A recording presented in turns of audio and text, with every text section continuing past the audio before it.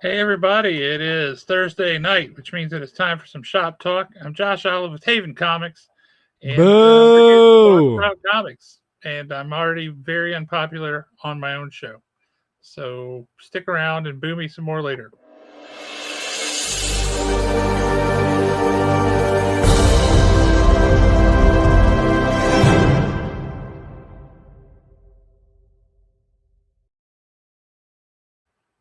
The problem with hitting the negative sounds on the soundboard is that there's only two people on this show, and I know I didn't do it. And that means that the perpetrator is none other than Alan. What's up, Alan? That didn't last anywhere near as long as I wanted it to. I don't like It was still some. twice as long as you deserve. Really, I know. Dude, what's happening, man? I was thinking about it earlier today. For a show that's all about comic books, we have not talked about comic books in a long time. Well, we've talked about comic books. We just haven't talked about specific issues. Yeah, now that is true, but it has been so much fun these past couple of weeks having everybody on. I mean, let's recap the last 3 weeks. We talked to writer Ron Mars. That was freaking incredible. We talked to Joe Keating, comic book writer and editor at Comics the Magazine. That was awesome. The week that magazine launched, that was great. That was so much fun. And then last week, we talked to Paul Jenkins, and that was incredible. And no offense to anybody that we've had on here before, but no other guest has made me laugh that hard. Oh, no. Paul Jenkins' story at the end of last week's episode was killing me. I was laughing so hard I couldn't breathe. Yeah, if you have not seen last week's episode with Paul Jenkins, please go back and if anything, watch about the last 10 to 15 minutes of it. I promise you, you will fall out laughing. And then when you get done with that, hit the like and subscribe. We like that part too. If that story that he told at the end of last week's episode doesn't make you laugh, I don't know what will. Because that was just hysterical. Like, oh my God, how do you even get into that situation? That was something. That was something. So before we jump on to comics, I've got to ask, and I can do this spoiler free. What about that ending of Daredevil, the episode 1? What about the whole episode? Dude, the whole episode was good, but that ending with that knife and "You're welcome" written on it, I fell out laughing. That was great. Oh, it was great. No, for anybody who hasn't just been like on top of things, I haven't seen a lot of advertisement for it. I haven't seen a lot saying, "Hey, this is coming. Remember, this is coming." But Daredevil Born Again season 2 debuted on Monday this week, Tuesday, Yep. whatever day Tuesday. it was. Tuesday. And it just kind of like snuck in while you weren't looking. And that whole episode kind of felt like that, right? It felt like they snuck up from behind and just hit you over the head with a billy club in the best possible way. It was great. Well, I saw this thing that said that they adjusted the air dates of the episodes. So at the end of this season, it'll flow right into Punisher. That I think it's like One Last Kill or something like that that they're doing, which actually flows right into Spider-Man Brand New Day. Yep. So, but they're saying you don't have to watch Daredevil and Punisher to understand the Spider-Man movie, but if you watch all of them flowing right into it, a lot of stuff is going to make a lot more sense to you. Oh yeah. So, but there now, here comes the spoiler alert. I can do this. No, I can't. When she saw his reflection in that mirror or in that window of the door, and then when she saw him again and she started talking about can a spirit possess you and stuff like that, I got so excited because I loved Hell Unleash. I thought that was a great storyline. Even though it was like a 6-issue mini, but they've got to bring Elektra into it. They've got to. I'm trying to figure out if they could ever do Elektra in the Daredevil costume that she has. That would be so awesome. I mean, how cool would that be? And I mean, it's okay. Anybody that read the comic books or knows the history of Daredevil and everything, we know what's basically going to end up happening to Karen Page at some point. I know that everybody likes that whole that romance and all this other stuff, but to me, it's Daredevil and Elektra. I mean, they literally took the till death do us part seriously at one point. I mean, it's always going to be Daredevil and Elektra. Well, that's the thing for Daredevil and Karen Page. It's till death do us part. For Daredevil and Elektra, death is not a barrier. Yeah, good point. Good point. Even though that marriage did kind of end the way that it did on the Zdarsky run. But still, we got, I mean, Ahmed put it back together. He did so much better on that series than what I thought he was going to. Oh, he had a lot to live up to. He did, I mean, he did so good with Father Matthew and all that. I'm really looking forward to the next run. What up? All right. Let's talk some comics, y'all. I got to show you just so you have a visual. Because the past 3 weeks, we've had guests on the show. And they've been 3 particularly big weeks for comics. So I just want you guys to see what I'll pull these out because these are not technically comics. These are the previews guides, and I don't want to mislead y'all with. Let me go and throw something out there. Yeah, I got that bag and board money. Look at that. Look at all them bags and boards. I know what I got here. All right. This is my comic stack for the past 3 weeks. Hang on a second. I'm getting mine up here. I actually left a few at home because I couldn't remember if we had talked about them or not. But my wife says I might have a problem. No. It's only a problem if you admit it. So is that how it works? That's the way it works. But look at that. That's a lot of comics. Yeah, I would be lying if I said I've been able to read them all yet, because I have not. But that's all right. Actually, all the books in this stack I have read. I did leave several books at home because I can't remember. I think we might have already talked about them, but it was kind of in that wonky, like the latest issue of Twilight Zone and all that. Yeah. Which, if you're not reading Twilight Zone, it's been great. I mean, it's so good. It's exactly what you would want it to be. They're definitely living up to the name. This is one of those I think Rod Sterling would be proud. Yeah, I think he would. So let's jump in and talk some comics. We are going to have to keep the show a little bit shorter tonight. We've got a lot of stuff going on behind the scenes. But before we start comics, I want everybody to be thinking ahead about next week's show, because next week is a special one. Do you remember what it is, Alan? Somebody's birthday. Haven Comics' 25th birthday is next Thursday, and we are going to be doing this show live from Haven. And we're going to have Nomads Road Dogs is going to be there with a very special, unique Haven hot dog, which I am really excited about, because those dudes, if you haven't had Nomads Road Dogs, they are fantastic. You want to talk about elevating a hot dog from humble street food to like an experience? These guys have done that.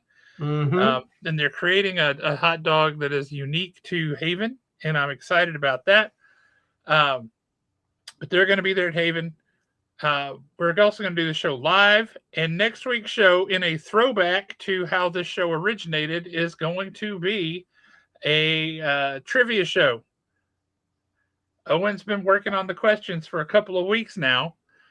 So you can come to Haven and watch and participate in the show live next Thursday night, or you can still do it online like normal. But if you want to participate live at the show or at the store, you have that opportunity if you're local, and we would love to have you. If you're not local, I guess you could travel here for it. I wouldn't recommend it, but you can if you just really want to.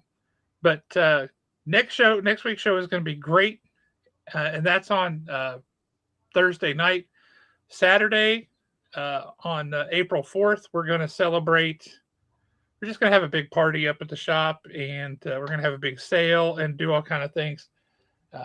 Just as a thank you to all of our customers, the community that has made Haven what it is for the past 25 years. We're excited about it and really looking forward to it. So, you know what the good thing about turning 25 is, don't you? You can rent a car. Your auto insurance is going to go down. That's true. Mm-hmm. That's true. But yes, so brush up on your trivia, because next week we are going back to our old school roots and doing a trivia show, and that's going to be fun because I think we're going to stump some of you guys. It's going to be hard, but you can do it. So that said, announcements out of the way, let's talk about some comic books, because if you've read some that I haven't read yet, and you can save me, because if they're not worth reading out of my stack, then I will just skip them. Well, I tell you what, I'm going to go through this stack relatively quick, and if there's something in here that you want to elaborate on, just stop me and we'll elaborate on it.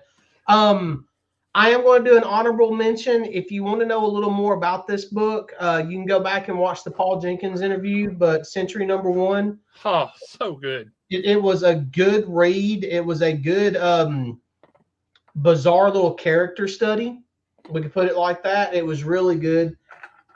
This next book, I read it, absolutely loved it. I thought it was great.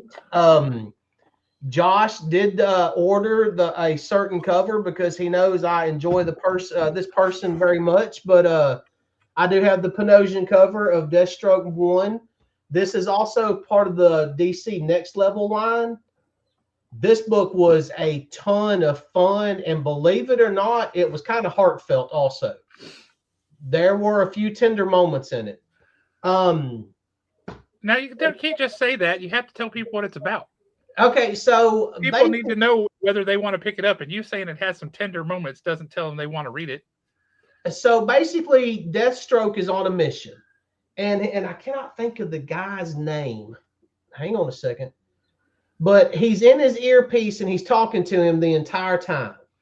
And he's basically telling him where to go, what to do, all this other stuff. I'm trying to scan right quick to see if I can. Wintergreen. He's talking to Wintergreen. It actually starts off with Wintergreen talking to Deathstroke's daughter. And Deathstroke is on the mission. He's doing his thing. Wintergreen is in his ear. He's talking to him and everything. They're kind of making their way through it. Hey, Wintergreen is telling him a little bit about you need to reach out to your daughter, blah, blah, blah, blah, blah. They're kind of going through that, but you're also getting like this, it looks like a handwritten letter, kind of parts, bits and pieces throughout it. And it is literally Deathstroke writing a letter to his daughter at the same time. Okay. So that kind of happens, I think, about halfway through the book is when that really starts picking up some. But the twist on this, and it's written by Tony Fleecs, however we say his name. I can't think of it right now. Tony Fleecs, yeah. Yeah. The twist on it is when he actually, it's Deathstroke, he lays waste to everybody in his way. When he actually gets inside to get to his target, the doors open and Wintergreen is sitting there dead. Even though he's been talking to Wintergreen the entire time. So we got a little explaining to do there, which is really good. I mean, it was a nice twist because it was actually one of those twists that made me go back a page or two to make sure the 2 pages had not stuck together. Yeah, did I read that wrong? No, I didn't. Yeah, I mean, you're like, wait a minute, what happened? But when you flash to if you go jump backwards to the beginning of the book, Wintergreen is talking to Deathstroke's daughter. He's trying to reunite them. And so through his death, I think that's where Deathstroke writes the letter to his daughter. And there's enough in this. This one book is very intriguing. There's a lot to unpack in this book. But as a first issue of a new series, would you say that's a good jumping on point for yes, real? This is an outstanding jumping off point because you walk into it knowing exactly what you need to know. It's Deathstroke. He's talking to his best friend, his handler, best friend, handler, however you want to say it, and he's estranged from his daughter. That's the only thing you need to know, and it covers that pretty much in the very beginning of it. Very cool. Well, shoot, Keith, what you got? What question you got about an upcoming book? If we can answer it, we will. We love questions about upcoming books. I might have a couple of ash cans in here to talk about. I've got an ash can at the house. I can't remember which one it was. Actually, I got ash cans this time instead of you. I know. I got two of them I think one of them was named Terminal. And the other one, I've got the Ben 10 ash can at the house. The Ben 10 ash can is officially on sale for $2,500. If anybody knows what I'm talking about. Speaking of a good jumping off point, we did recently end the Cirque du Soleil storyline. None too soon. Yeah, that did kind of drag out, but it had a great payoff. It was good, but yeah, I wish they had done it in a couple of issues shorter. I got to thinking about that, and I think it was the simple fact that we had Zany in the background for so long, it just felt like it took forever. There's an X-Men book coming out that's telling stories after the Savage Land news stories. X-Men's doing some time travel right now, and I don't mean like within the confines of the book. I mean like within Marvel Publishing. They have a book coming out next month, I think, that is it's not set in the Savage Land or anything. It's during the time when the X-Men were in Australia.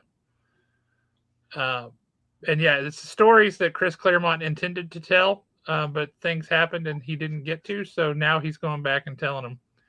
But yeah, that's coming out in the next month or so. Sure is. So back to Nightwing for just a second. This is a great jumping off point. This is part one of, I don't think it's going to, they're calling it Bloodhaven lore. Jumping off point means you want to quit reading the book. Or how about jumping on point then? That's yeah. Honestly, have you read this? Not yet. It's in the pile. This was a really good story. It should have been their Halloween story. This is actually kind of, I'm sure that something's going to happen in part two, but if this would have just been a one shot, it would have been a great ghost story. Okay. Because it definitely pulls from like urban legend, lady in white walking along the roadside, all that stuff. This was a really, really, really good issue. And if anybody's wanting to try out Nightwing, I highly recommend picking this issue up. This is that cover is awesome. I love that cover. Yeah, this is issue 136.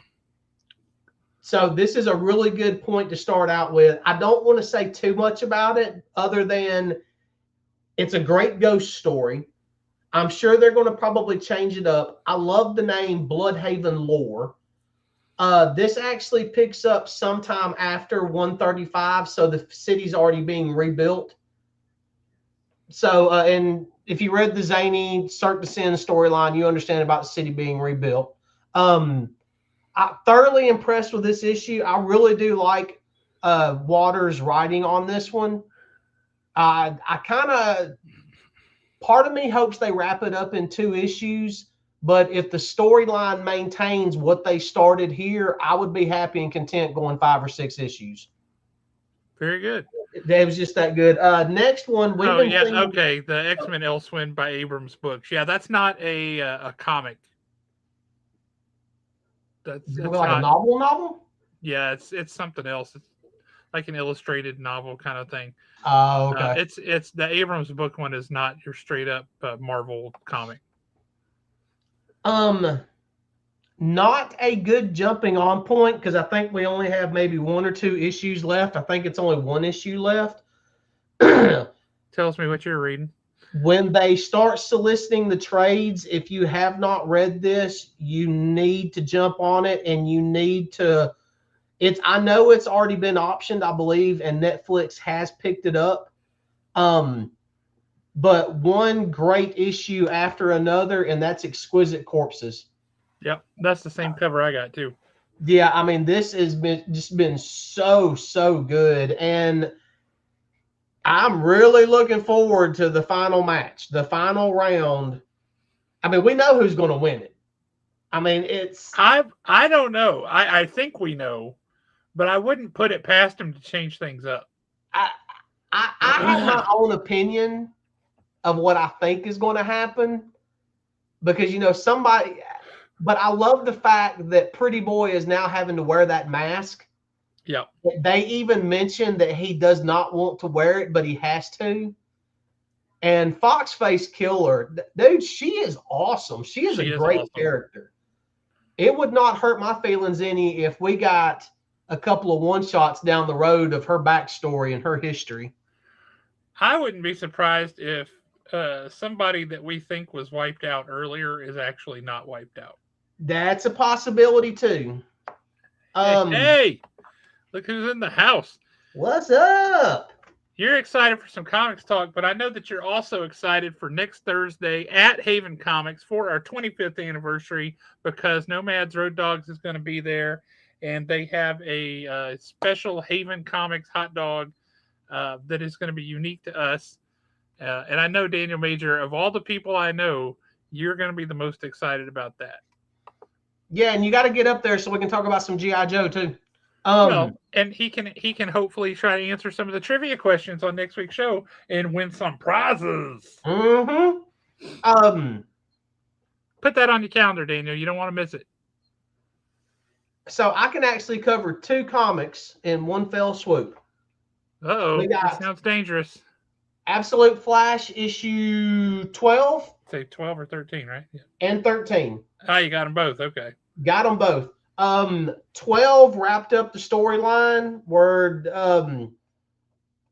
it's kind of a hard storyline to summarize at this point, but 12 did wrap it up. Baby Grodd is with Daddy Grodd. Daddy Grodd is obviously going to be evil. Wally's dad has disappeared. He's gone. He's in the Speed Force somewhere, probably. Don't know. They might find him sooner or later. Hadn't got a clue. And the Rose Gallery, who are heroes now, but I think they're going to end up becoming mercenaries for hire. They have now ran off. That pretty much summed that up. This was, solid. The Absolute universe has just been great. 13. I'm telling you. I just read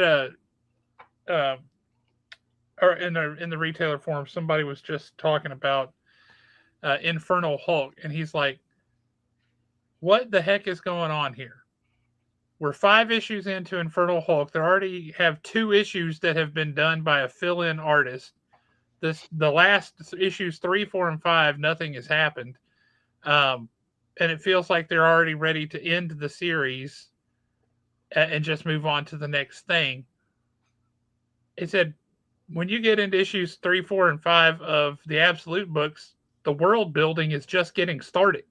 Mm-hmm. I said, and that's exactly one of the reasons why those books are so popular.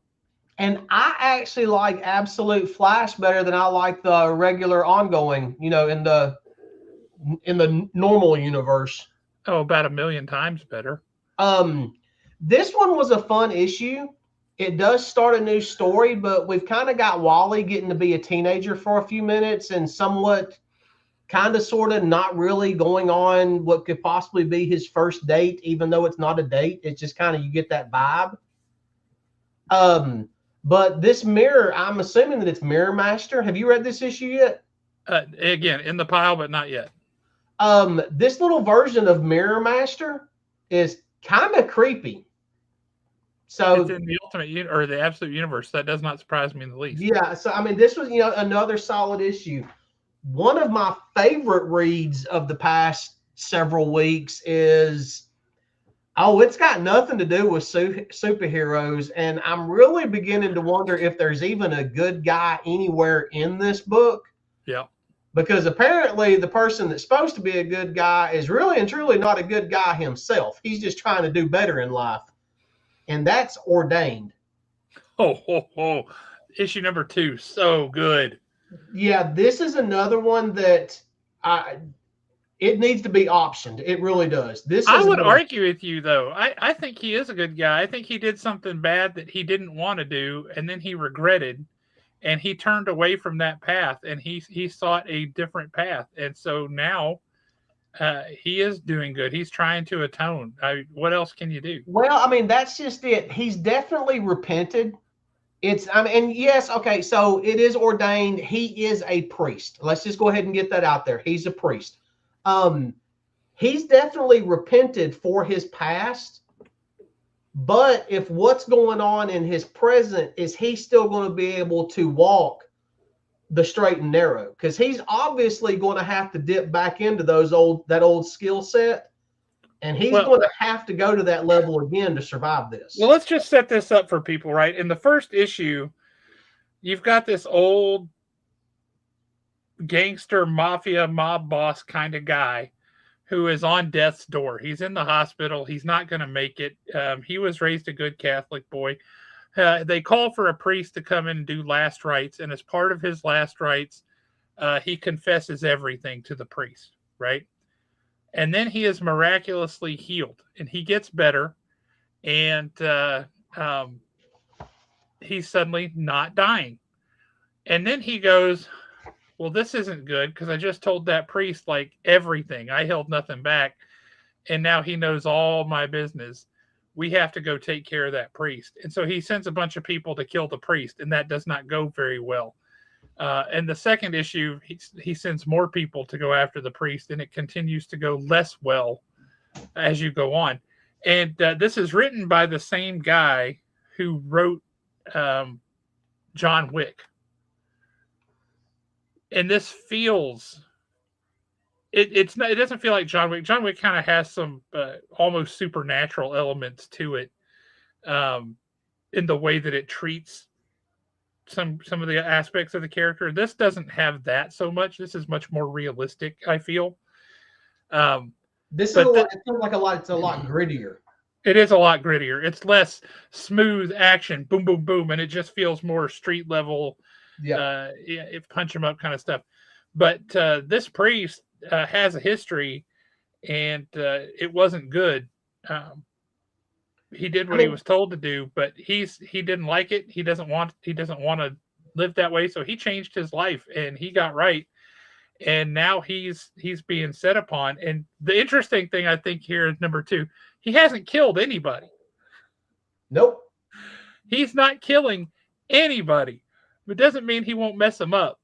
But then he like ties off their wounds and calls the ambulance kind of stuff. See, I thought that was funny, especially the scene all around the when he was kind of pinned in and the car. In the car, yeah.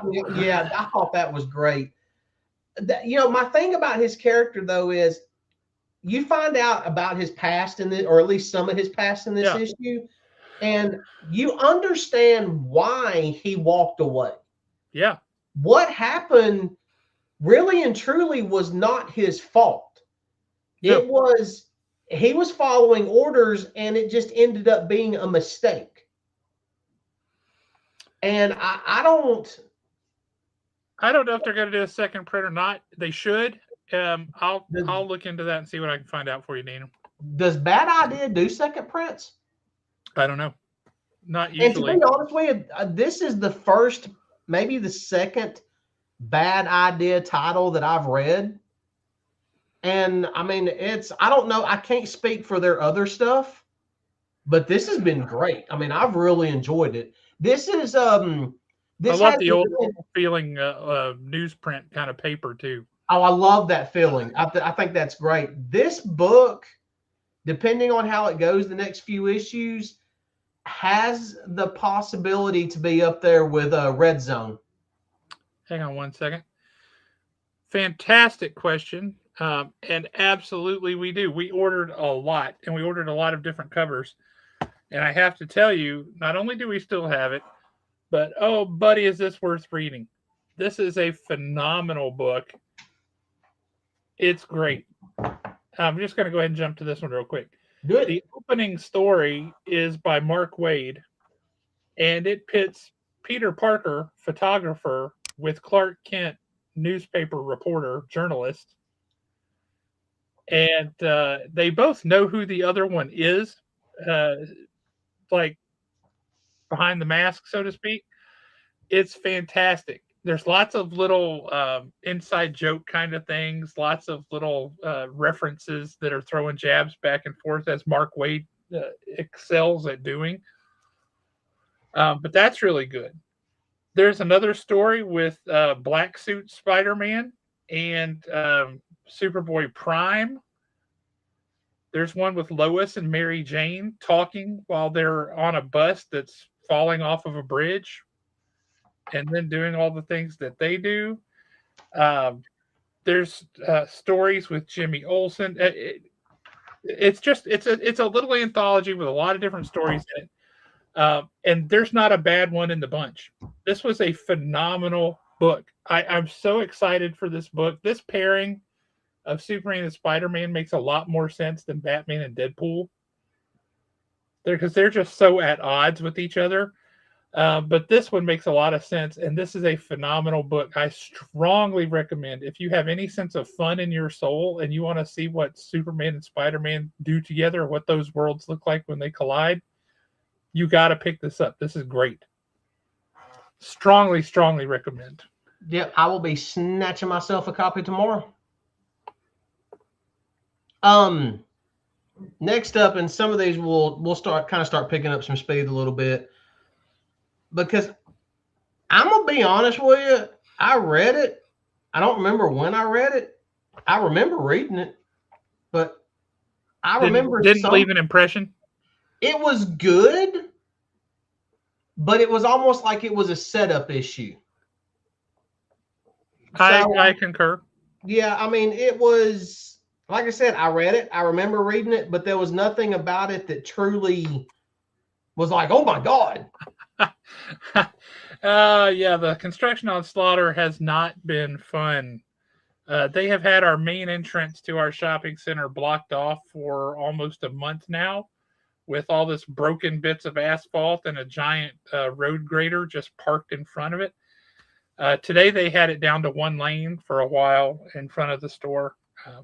You can still get into the shopping center. You just have to go to the far end of the shopping center, which is normally a one-way. It's just an exit out of the parking lot.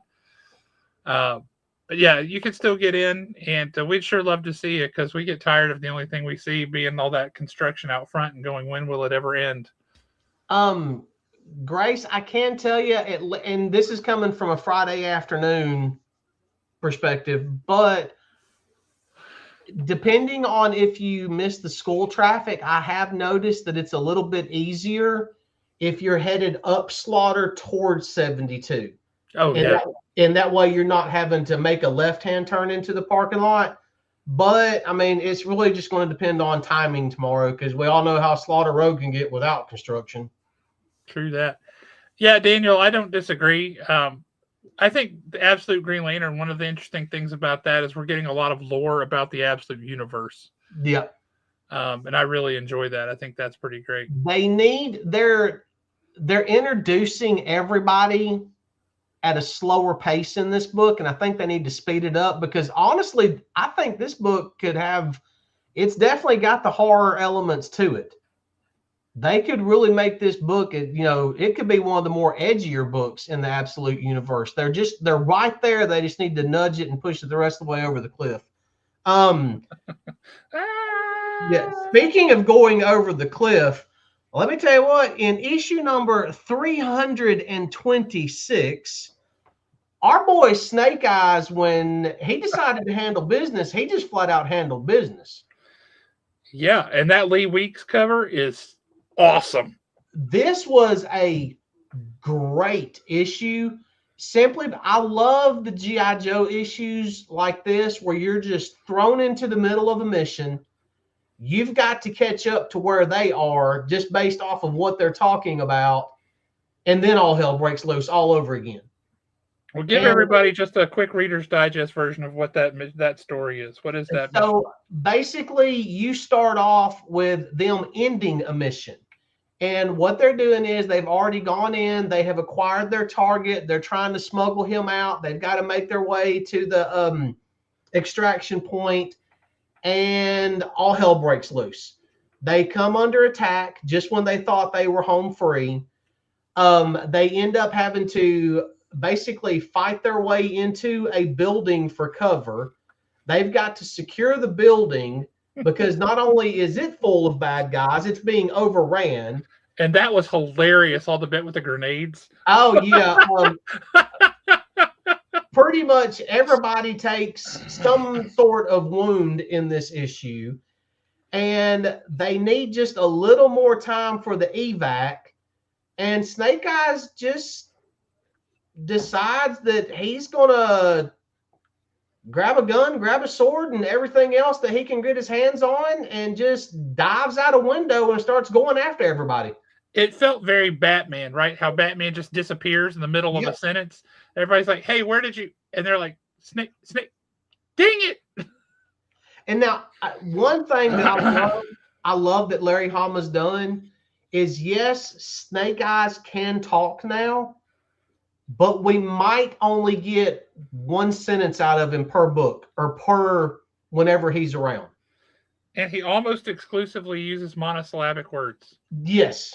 Very, very, very monotone sometimes. Very short, to the point.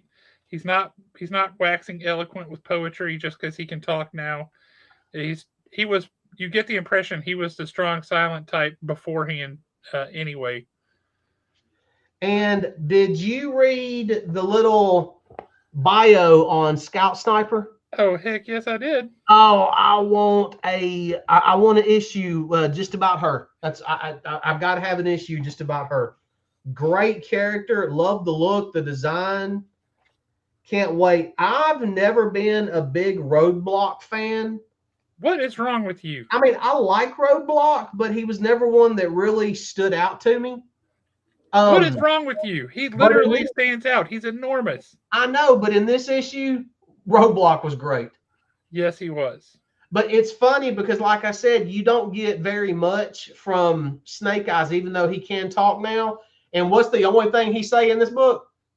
Cover me. Yep. And he's off. Great read. If you're wanting to try out G.I. Joe, I know it's blasphemy, but you know what else is blasphemy? Josh Williamson killing rock and roll in the very first issue of the Energon universe. So we're all blasphemers at this point, as far as I'm concerned. But this would be a good time to pick up G.I. Joe if you're wanting to give it a shot, just to see what Josh and I and Daniel Major are always going on about. Because the next issue, well, it's either going to be a one-shot or it's going to start a new storyline. So now's a good time to, or if there's any copies of 326 on the shelf, grab it. I mean, because it's a fun issue. Even if you only read one G.I. Joe issue this year, go ahead and grab this one. It was a fun issue. There is another one that I've been hearing some rumblings online about, and everybody seems to be all tore up and excited over the Silent Mission Crimson Guard issue.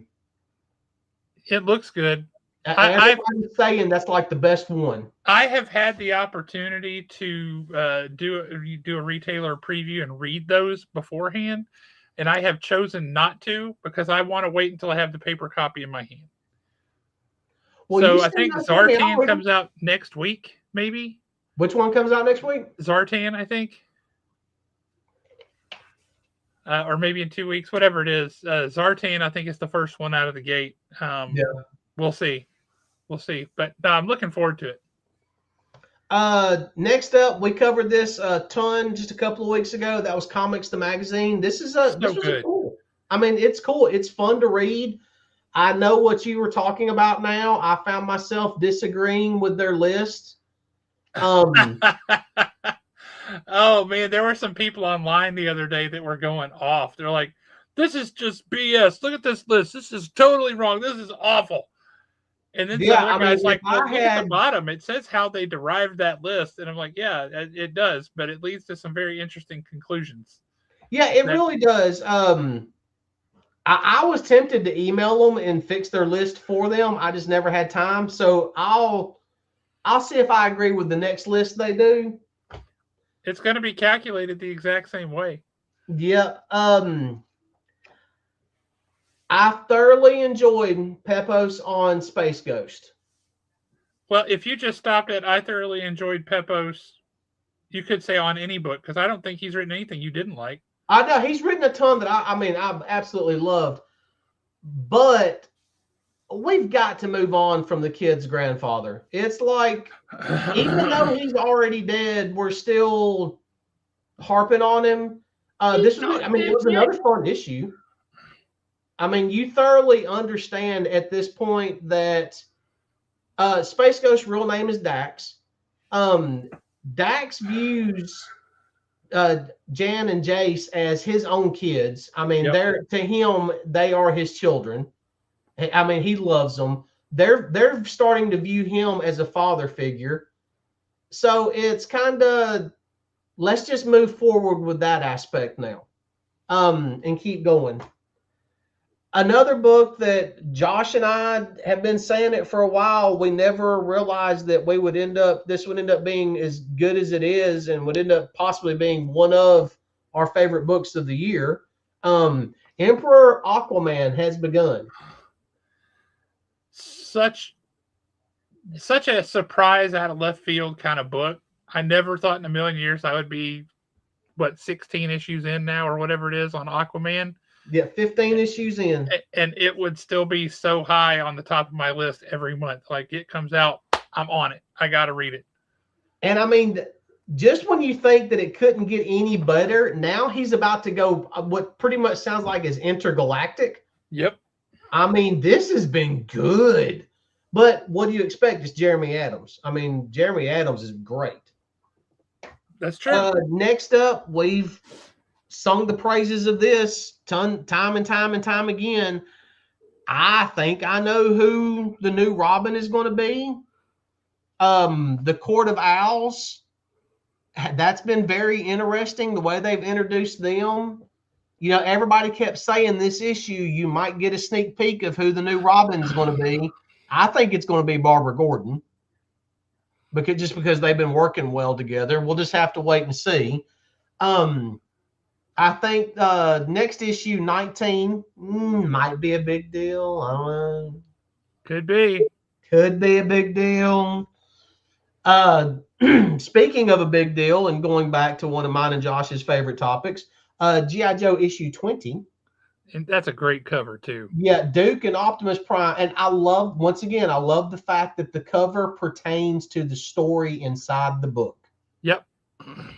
I thought it was really good. There is one cover that I wouldn't mind having, and that is the Ben Oliver cover of Clutch. Fair enough. I think that's a good looking cover. I never thought I would say this, or actually, I can't say his name, but Tony Zonjic, his cover down here. Oh yeah. That's a great one too. But Clutch and Hound together, that's just a team that you just cannot bust up at this point. It's kind of irritating. In fact, It really is. It's like Han Solo and the Millennium Falcon. If the Millennium Falcon could transform and talk. Snow Job does show up in this issue. Yep. About time. You know what? Hey, here comes your spoiler. If you don't want the spoiler of it, oh, look at that wanted poster. Yep. They about to bring our girl in, and if she's coming in, and we've got issue 21 coming up, there's a possibility. I'm just saying. They may not do it just because it's such an obvious move, but issue 21 of the original G.I. Joe run was the first appearance of Storm Shadow, and it would make sense if number 21 of the new Energon Universe run is the first appearance of Snake Eyes. I am not a spec collector. I do not like spec collecting. I think that on some level it does ruin the hobby for the normal person. But if I was spec collecting, I would say you might want to consider picking up G.I. Joe issue number 21 from the Energon universe. You know, I don't disagree with you on that, Daniel. The Void Rivals just kind of got monotonous to me. I finally ended up having to drop Void Rivals, to be honest with you. Yeah. I did enjoy the fact in this issue that Duke and Optimus pretty much have a gentleman's agreement. We're just going to go our separate ways. We'll help each other out when the other one needs help. So It's not like they're going all the time be all over each other, and Joe's riding around in Transformers and Autobots and everything else. Which is good, because if you have giant robots that can do way more than a human can do, the humans become obsolete pretty quickly. Yep. And I do like that Hound is staying with Clutch because it keeps the connection there. Yep. Like I said, I mean, to me, that's the buddy cop duo of this. Yes. And I mean, those two are actually really fun together. I don't know how I feel about this issue, because it pulled at some heartstrings that didn't need to be pulled at. And it was very hurtful in a very sweet way. And that was Geiger issue 22. Oh, yeah. I've got that one right here too. Have you read it? Yeah. When he was reading the stories to the kids and Lord have mercy. But with that said, my favorite thing actually ended up being something that I have hated throughout the Geiger universe. I do not like when they do this, the first appearance in the back of it.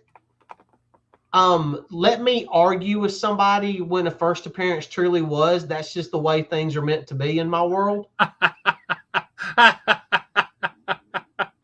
Don't give me definitive answers. I want to argue it. Yeah. Look, I know you're the writer. I know you're the creator, but it's no longer yours once you let it go. It's mine to argue at this point.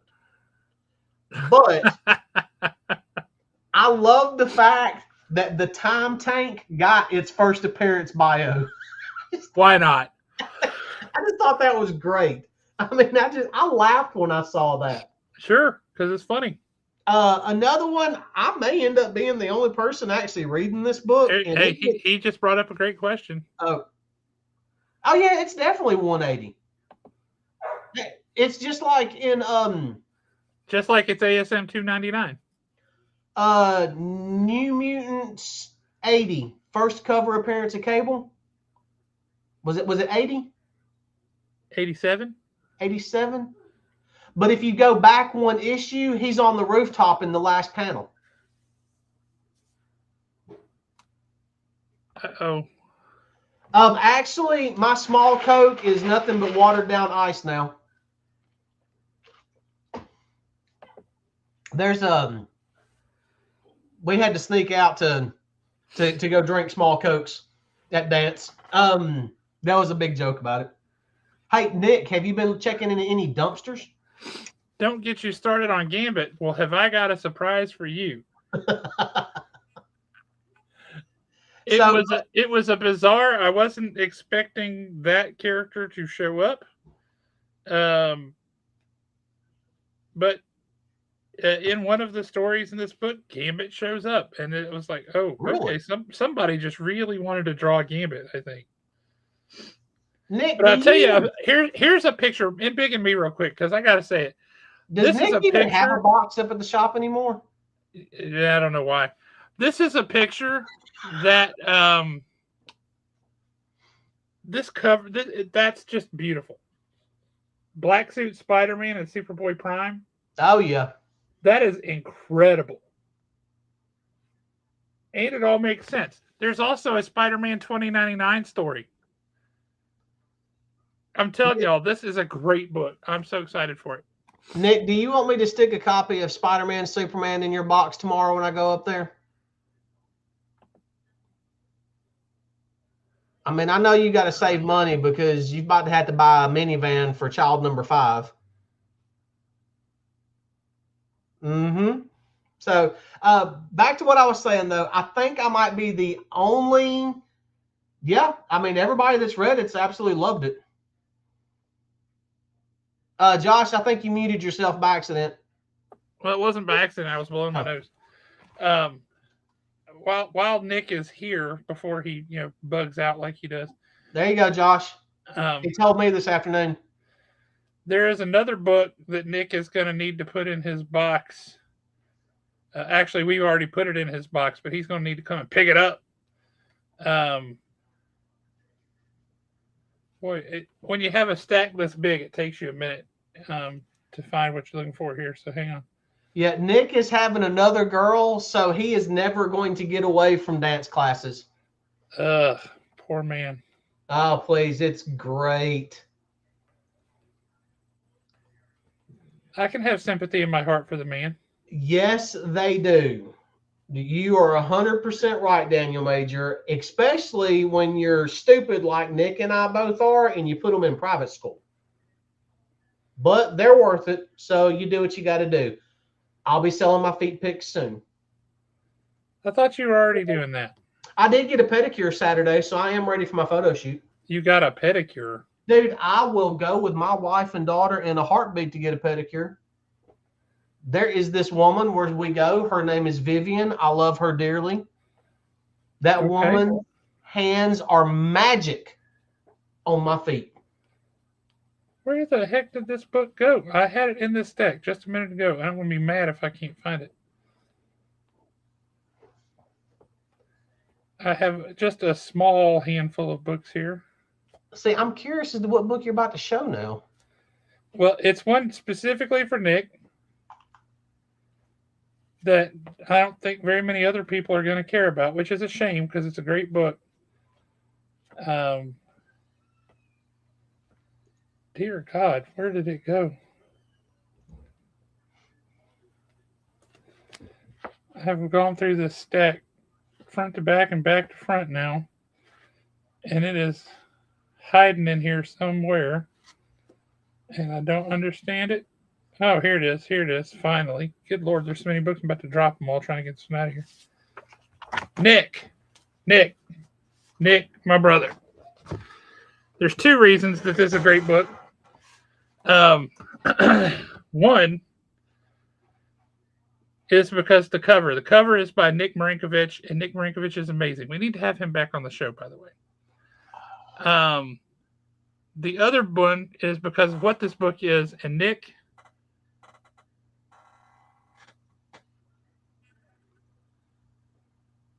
Honor and Curse is back. It's in your box. It's just waiting for you to come pick it up. You come pick this up, you pick up Spider-Man, Superman. It's going to be great.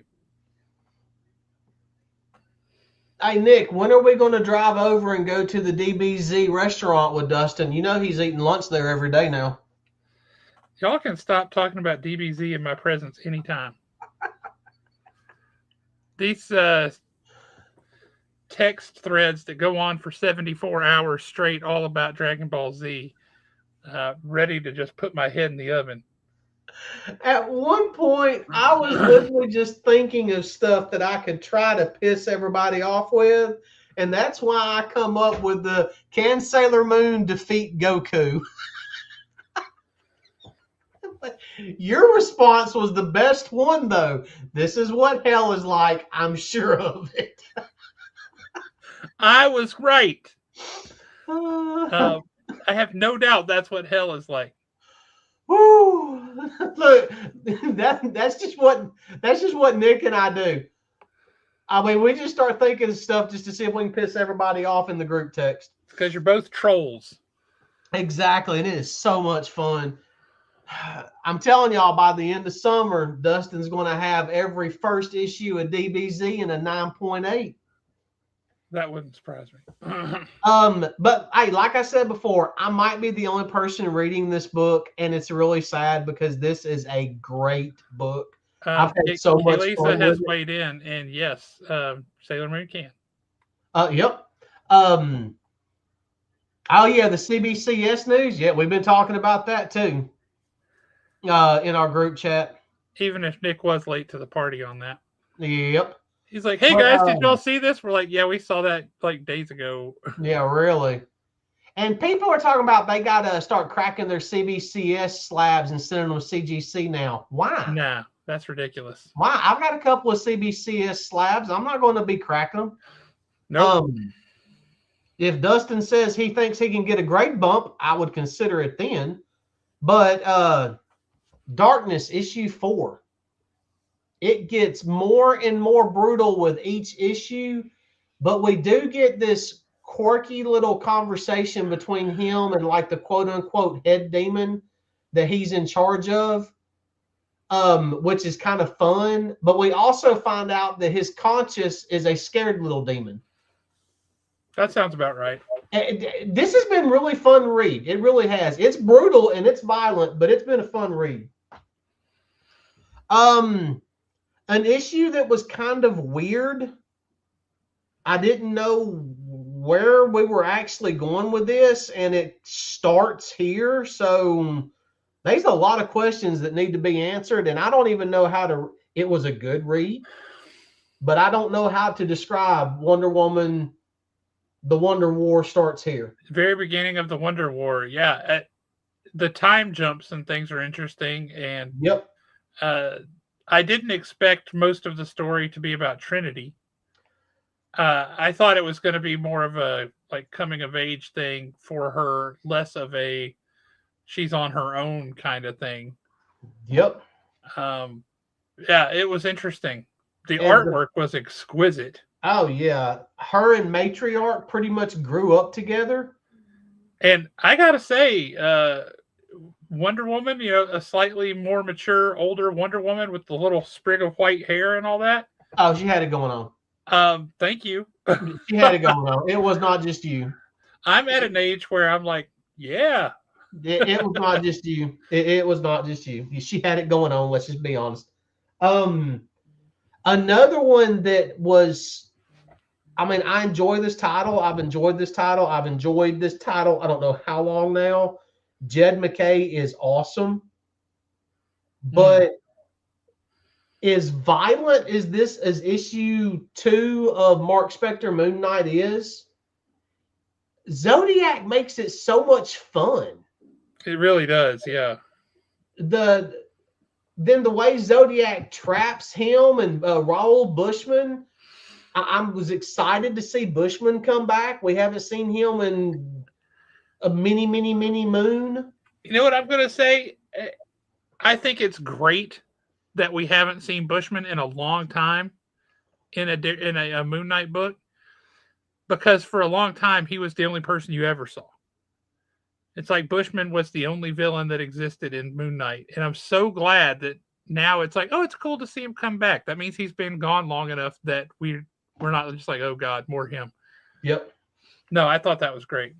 Yeah, but like I said, I never would have imagined Zodiac would have made. I mean, Zodiac was almost the comic relief in this. Yes. And the whole, I'm just doing everything I can to make you better. You don't want to make Moon Knight better at what he does because he can already defeat everyone. Y'all can argue with me about this. That point is very easily proven in Age of Khonshu, because he defeated everyone. Avengers number 33, yep.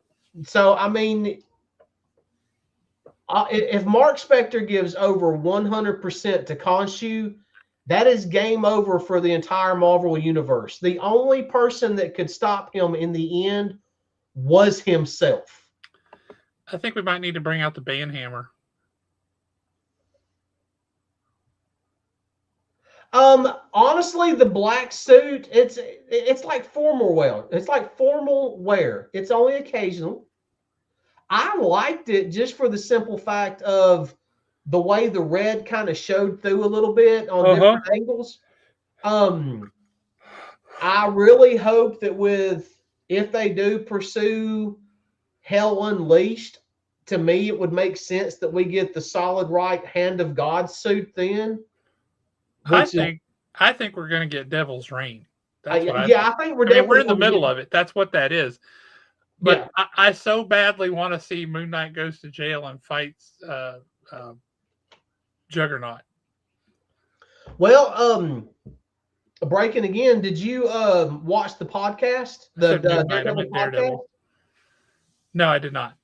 He flat out says in it, the director, they're no longer focused on season 2. They're already in the writing room for season 3. They've got plans stretching out years from the way this sounds. Love it. So we may possibly. Devil's Reign is going to have to be over with by the time Brand New Day starts. Yeah, I think so. So maybe Hell Unleashed, maybe Devil's Reign will lead into Hell Unleashed and we'll get Elektra back.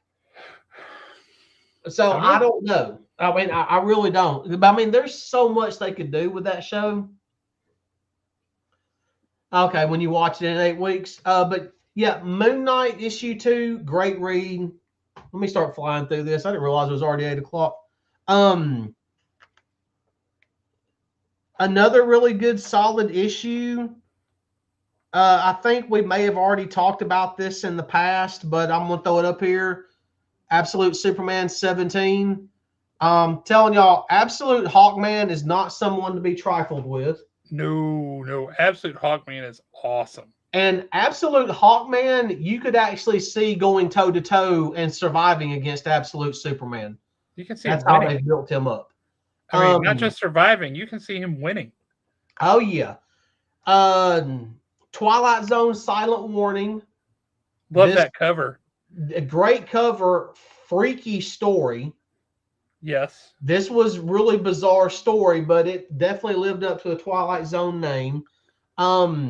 Speaking of freaky and scary, and I don't know what actually happened in it, but definitely dropped a nuke at the end of the story. That was Batman issue 7 by Matt Fraction. Oh, that was so good. The fact that 90% of the book takes place with Joker in what looks like a Bacta tank. Yep. Straight out of Star Wars. Yeah, and Batman standing behind the yellow line because he can't get any closer, and they're talking the entire issue. But the way that it ended, good Lord Almighty, I can't wait for issue 9. Yeah, that issue proves what you can do with good, intense, character-focused story, because there's next to no action in that book at all. The most action is Batman being told, like, you have to walk this very particular path, stay between these lines, because if you step outside of it, you're going to get electrocuted. And I mean, you're going to get electrocuted because you can't wear your shoes past this point. You get here, you do not go past the yellow line. You do not broach the topic with the subject with this. It is insane. We get this great fold out. Yes. I mean, just absolutely gorgeous. And when you fold it back in, it's literally Joker's face. And so what you see is inside his head. Yeah, I mean, it's brilliantly executed. Great issue. Great issue. This one did wrap up this storyline. It was fun. I enjoyed it. It's exactly what we wanted it to be. And I'm glad that on the cover of it, we've got the old style Punisher outfit. Yep. From way back in the day. This was just a lot of fun. We got a Mark Spears Monsters #9. Went ahead and picked up both covers. Both covers? That's 2 of several covers. That's not even the main one. I think that 9 had like... The main one is the Mad Hatter. Yeah, but I think 9 had like, what, 3 or 4 covers? 5, yeah. Did it have 5? Well, this one I've got to get just because people think that clowns are creepy, and Funny Bones is up there. And I don't know why. I mean, maybe y'all can tell me. Maybe y'all can come up with a couple of reasons why I picked up this issue. I don't know. I will say this about Monsters #9. It is a clear example of Mark saying, you know what? I hear you guys about Monsters 1 through 8. It's too many characters. It's too many plot threads all running amok at the same time. I'm going to bring all that together. I'm going to make it more manageable, and I'm going to push forward. with a more streamlined storytelling experience. And that was him acknowledging that in the book itself, and by a character in the book saying it too, Yep. which was really, really well done. From a writing perspective, that is the single strongest issue of Monsters that has come out yet. I can tell y'all right quick. I mean, I'm actually done with books, but I will throw this little nugget in there. If you have not been by the shop and y'all did not pick up Midnight Man #1, Mark's new book, Josh and I have both read it already, like a couple weeks ago, and it's a really good, solid book, and it was fun. So I do suggest picking that one up. That was a good one. Oh, well, and on his Instagram, he did release that video that he showed us of that cover for the expo last night. Yes. And I cannot wait to get my grubby little fingers on that cover just because it's stupid fun. Agreed. I love that cover. It was amazing. But I got to say, Midnight Man is a natural extension out of the story that has happened in Monsters. If you remember, the kid who got like Game of Thrones, right? He got dropped off the water tower by the flying Superman robot guy. And boom, he's dead. And you're like, man, you can't run around killing kids like that, Mark. That's not cool. Mark had a reason for that all along. And the brain of that kid is now inside the body of one of these robots. So that kid is now a superhero, more or less. But superheroes aren't real. Exactly. I think that's a great line in that, though.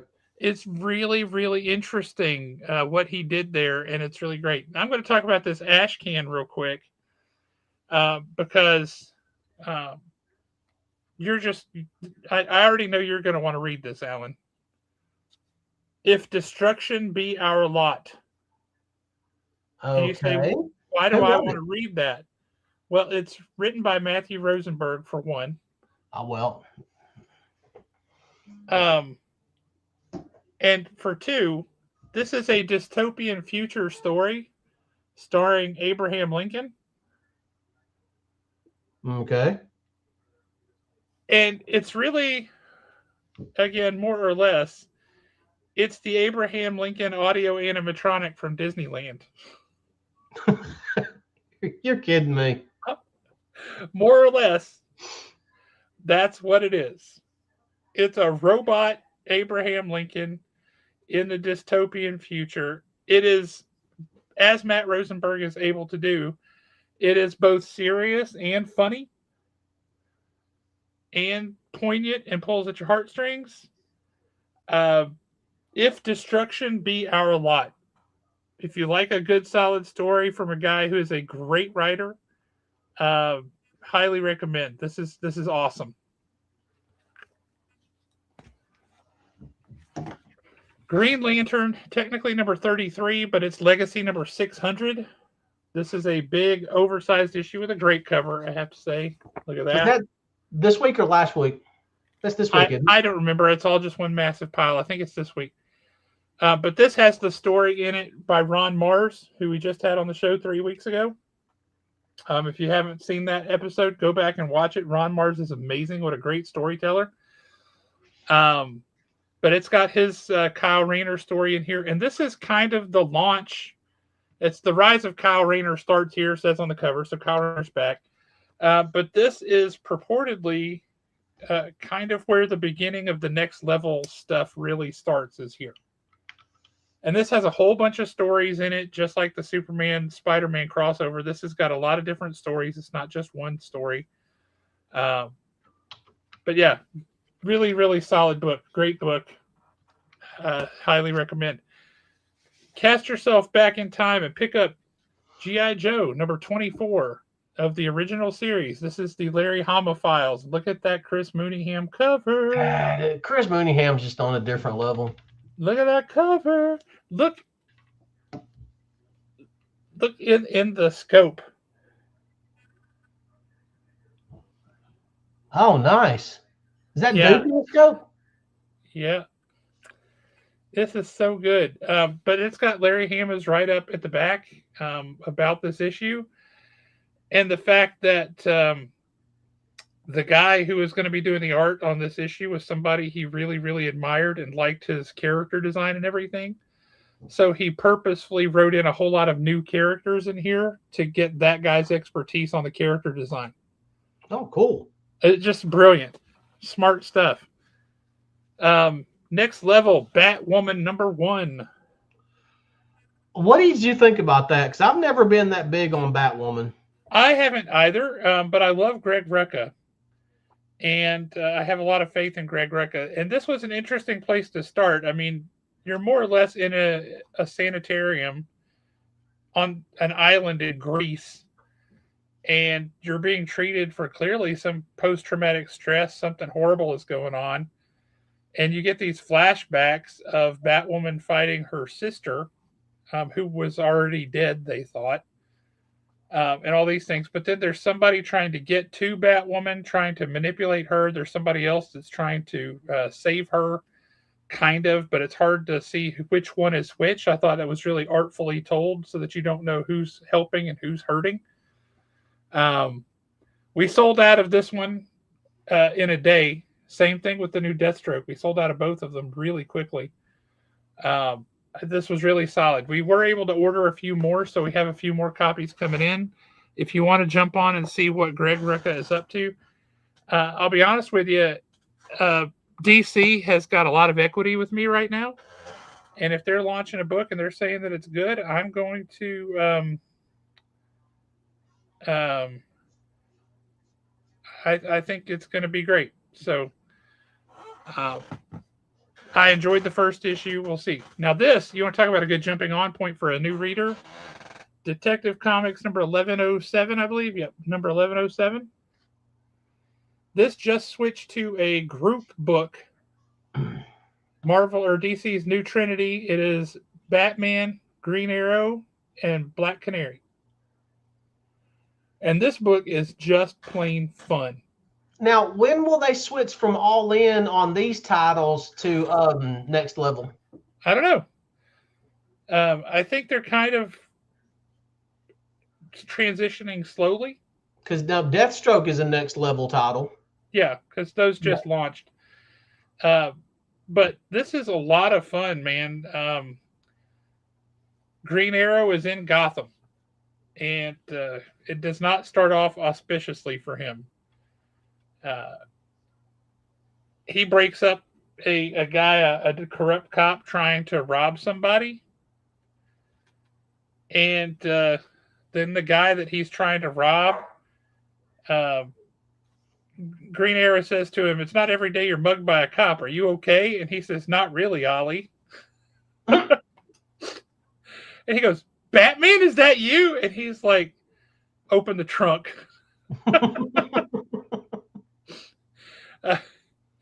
Yeah, it's Batman in disguise. He's trying to use this guy who is robbing him to track down like his boss and the bigger ring. But there's this kind of scene of the Bat family that you get, and then some at a gym that Black Canary is now training people. It's because Wildcat died, if you didn't know that elsewhere. But it's this whole kind of family building thing that's going on. It's a lot of fun. It sets up a lot of really good stuff in the future. Strongly recommend Detective 1107. This is a great spot to jump on to read this title. You don't have to know anything that's gone on before. They fill you in on all that. Just a really, really solid book. Strongly recommend it. And especially for you, Alan, I think you would love this. I think you would love it. Tomorrow, I might have to snatch a copy of it because I do like Green Arrow. That's the kid I was talking about with his Who Shot JR shirt. But yeah, that's Midnight Man #1. I do have to say, this book opens up in a comic book store. Is the first few issues of this, and the guy running the comic book store does not in any way, shape, fashion, or form look like me. Or the big mouth, loudmouth guy in the comic book store doesn't. The guy actually running the store behind the counter, that dude, that looks pretty familiar. Oh, God. That looks a lot like a certain Alan. The sad thing is, I've got glasses just like that at home. That looks like you, brother. Yeah, it looks a little familiar, dude. When he sent that PDF and I saw that, I just busted out laughing. It's quite amusing. It is quite amusing. We already talked about Wonder Woman a little bit. Issue #2 of the new Punisher series is out. That's a pretty sick cover. Mm-hmm. Punisher, the first issue of this was really, really strong. It's got some crazy stuff going on. Punisher's not right in the head. This issue, he's still trying to figure out what's going on, and he's trying to get fixed. But it's tough. This continues to be, the first issue is great. Benjamin Percy does a great job with this issue too. If you always kind of liked Punisher, or you were interested in Punisher, but you didn't have a good series to jump in on, this one is really, really solid, and it just started. So I strongly recommend that. The first issue of this was 100% pure insanity on a stick. You will be unsurprised to know that the second issue follows suit just exactly. It is lunacy. It is bizarre. It's weird. It ain't right at all. But it is, in fact, the laser drug force in the Florida hippopotamus cocaine murder massacre #2. The second issue's already out? Yeah, they're on time with this. Okay. Yes, the Florida hippopotamus cocaine massacre #2 by Fred Kennedy, writer of Dead Romans. When is Dead Romans coming back? Very soon. Very soon. I do like the back cover, just the baby hippo like belching. That's just amusing to me. Now, Alan, I know you're picking up your books tomorrow. So I don't want to spoil anything for you here. I won't spoil anything for you here. I will just say this is going to be a treat for you. Oh, that book has been so much fun.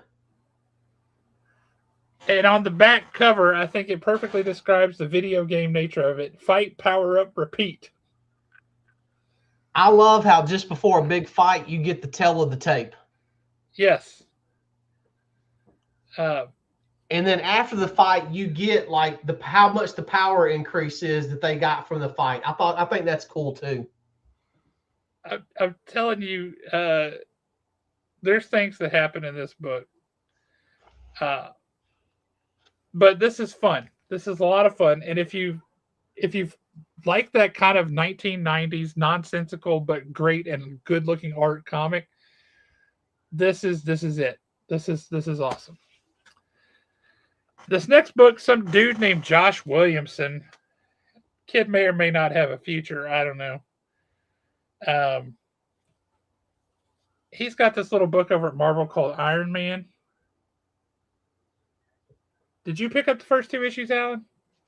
No, I think they were sold out by the time I got there. Oh, brother. Josh Williamson on Iron Man is fantastic. The story of AIM, where he is, AIM has decided that they want their own Tony Stark. And so the best idea is to pick the ones that Tony Stark thought might be as brilliant as he was. So all the people that he was offering these special research endowments and grants to, They're kidnapping him, locking him in a cave with exactly the same materials that Tony Stark had, putting him in the same situation and saying, "You have to build me an Iron Man suit to be able to escape from this cave without getting killed."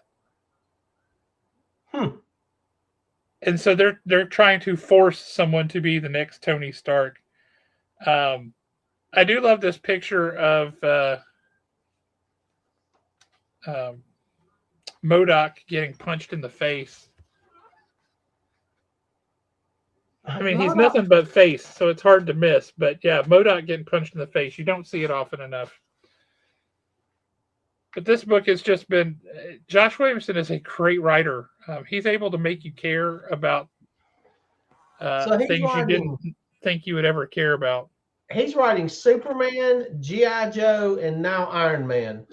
Yeah. Good Lord. There was a bit of a hiatus on this book, which was unfortunate. But now that it's back. Oh, I've been looking forward to that issue too. The Butcher of Hyde Street, Part 1. If y'all aren't reading Hyde Street, you got to get on it. Hyde Street is freaking great. The main thing that happens in this issue is you get to find out a little bit more about Pranky. You get to see some things going on. And eventually, Pranky gets those glasses off. He's able to remove them. The Butcher of Hyde Street, is he the one that was actually behind that door that she was talking to that was locked up? That is not 100% clear, but it probably. This has the ending of this. If you've been reading it and you have any thoughts of sympathy for Mr. X-Ray whatsoever, the ending of this one is going to break your heart. Well, I mean, everybody on Hyde Street's evil to begin with. Yeah, but he has got at least some potential for redemptive character arc, right? Nah, we don't want that. Now, I told you all about this one after the first issue, Wolverine Weapons of Armageddon.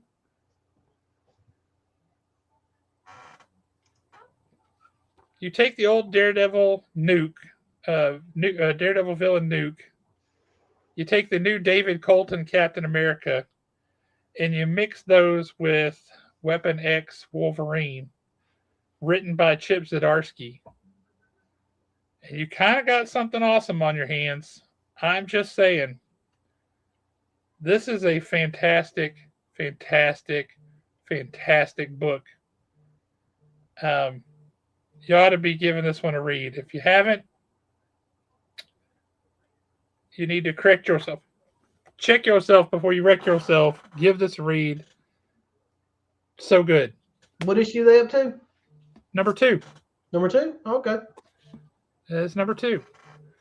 Already talked about G.I. Joe. We got number 2 of The Peril of the Brutal, Dark, and Ezra Kane Mystery from Vertigo. Vertigo is back. I will say this is essentially if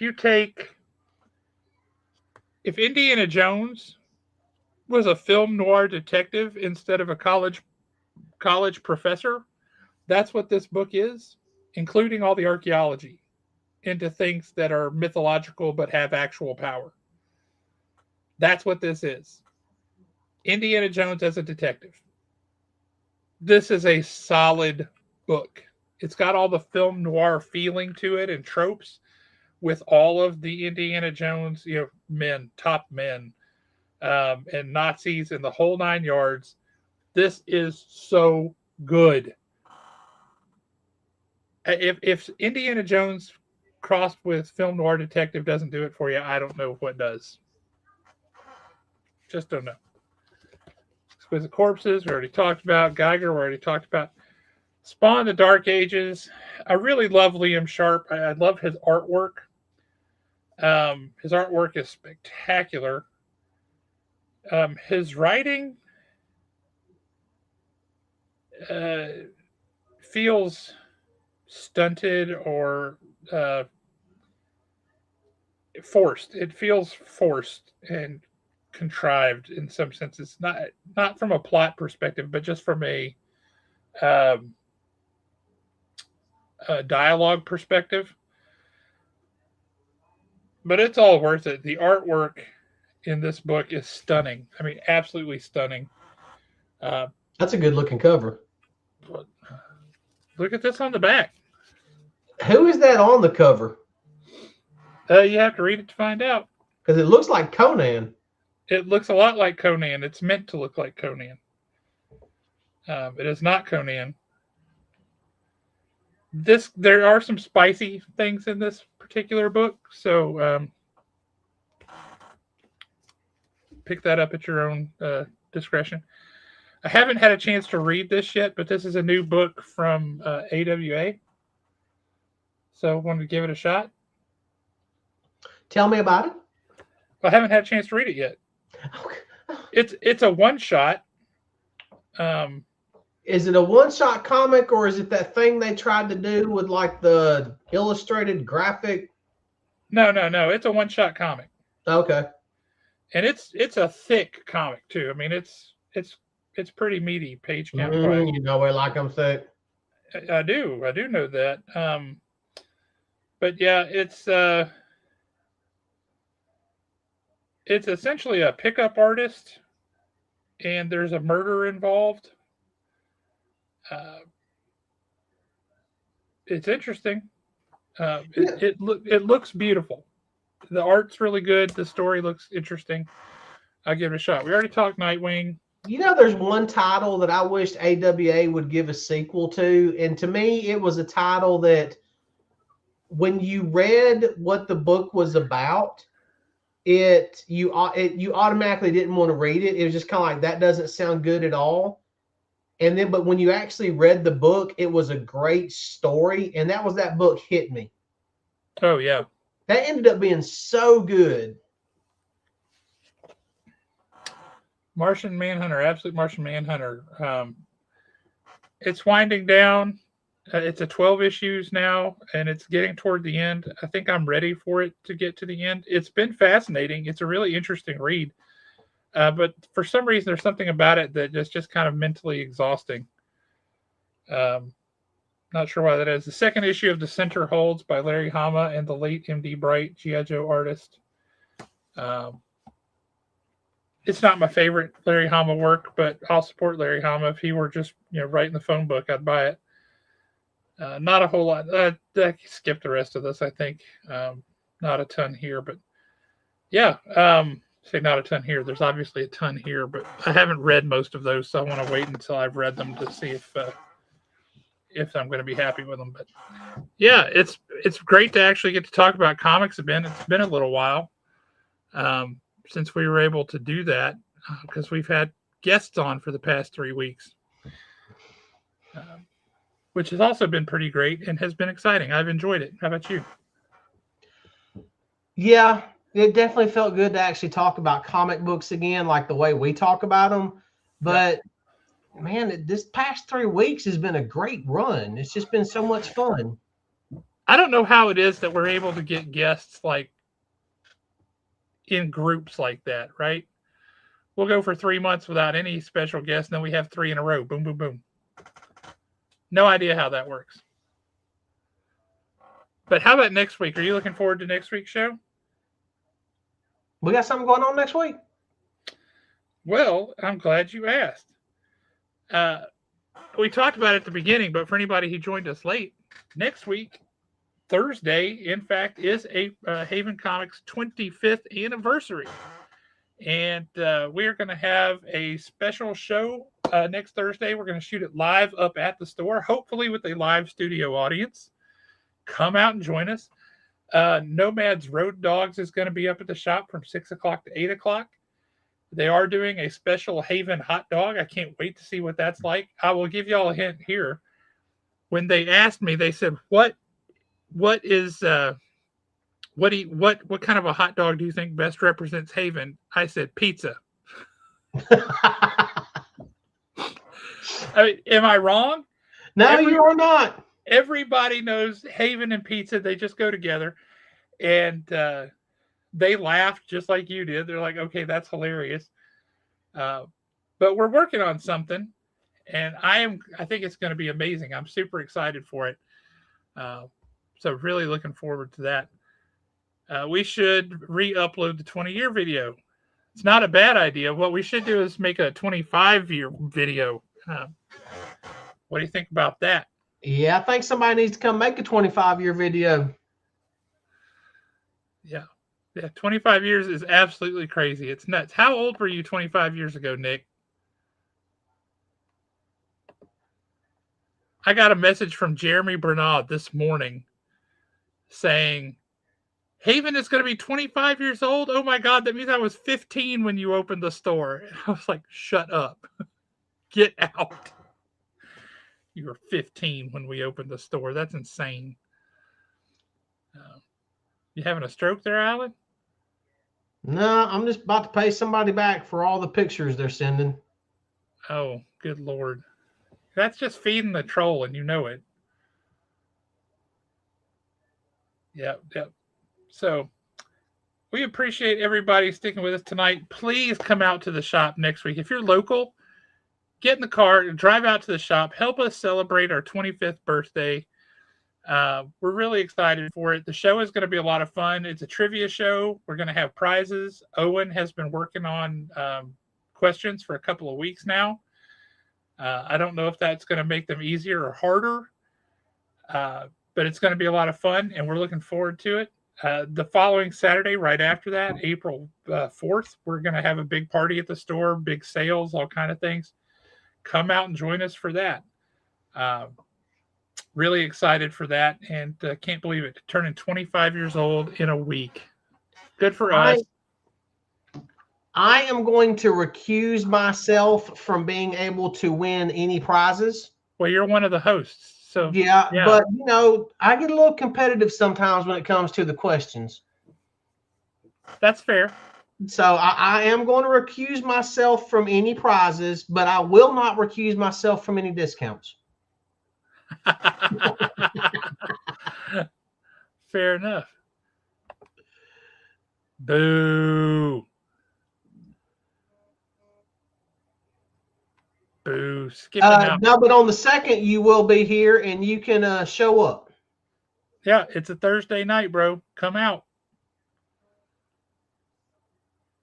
It's no competition when Alan's in the wet t-shirt contest. We all knew that. Mm-hmm. I mean, everybody knows I'm going to win.